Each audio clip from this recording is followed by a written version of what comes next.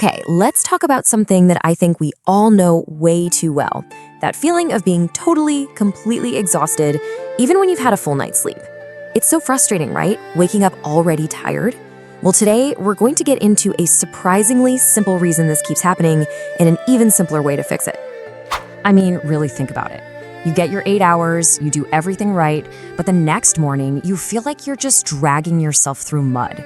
You hit that snooze button again and again and again. If that sounds even a little bit familiar, you're in the right place. We're about to figure out exactly why.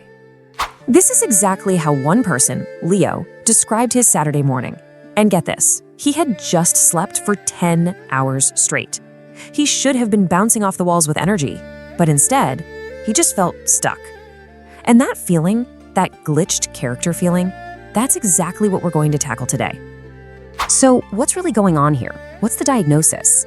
Well, it's probably not about the number of hours you're sleeping. It's all about your mental energy. The best way to think about it is like this. Your battery has a leak, and now we're going to find out where it's coming from.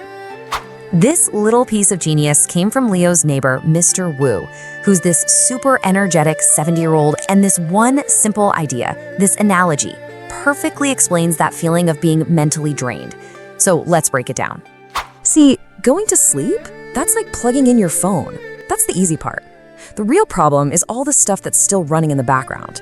You know how if your phone is trying to charge, but you've got a dozen apps open, it charges super slowly? Well, our brains work the exact same way. Psychologists call it a high cognitive load, which is just a fancy way of saying your brain is trying to do way too much at once, even when it's supposed to be resting. So here's how it plays out. You go to sleep, you plug in, ready to recharge. But your mind, it just keeps running all these background apps. You're worrying about tomorrow, you're replaying something that happened yesterday, you're wanting stuff you don't have, and the result? You wake up with a battery that's barely charged at all because it never ever truly got to rest. All right, so what exactly are these mental apps that are draining all our power? Let's get specific. Let's identify the main culprits that might be running in the background of your mind right now. You know, there's actually a name for this constant mental chatter. It's called the monkey mind. And isn't that the perfect description? Your mind is just leaping from one thought to the next, never settling down. And this isn't just some poetic idea. Neuroscientists have mapped this to the brain's default mode network. When that network is overactive, it's literally like your mind is running a marathon while your body is trying to sleep. No wonder you wake up exhausted. So first up, we have the worry app. You know this one. This is your brain living in the future, stressing out about things that haven't even happened yet. It just runs on an endless loop of what-if scenarios, draining your energy for a future that doesn't even exist. And then there's the replay app. This one absolutely loves to live in the past. It's constantly playing back those awkward moments, those mistakes, those cringy things you said. And every single time you hit replay on that memory, you are burning precious mental energy on something you absolutely cannot change. And finally, the wanting app. This one is all about comparison and desire. It's always looking around, seeing what other people have, and making you feel dissatisfied with what you've got. This constant state of wanting, of craving, it's a massive and totally silent energy leak. So, okay, we've identified the problem. Now what? How do we actually fix it? Is there like a force quit option for our brains? Well, thankfully the answer is a big, resounding yes.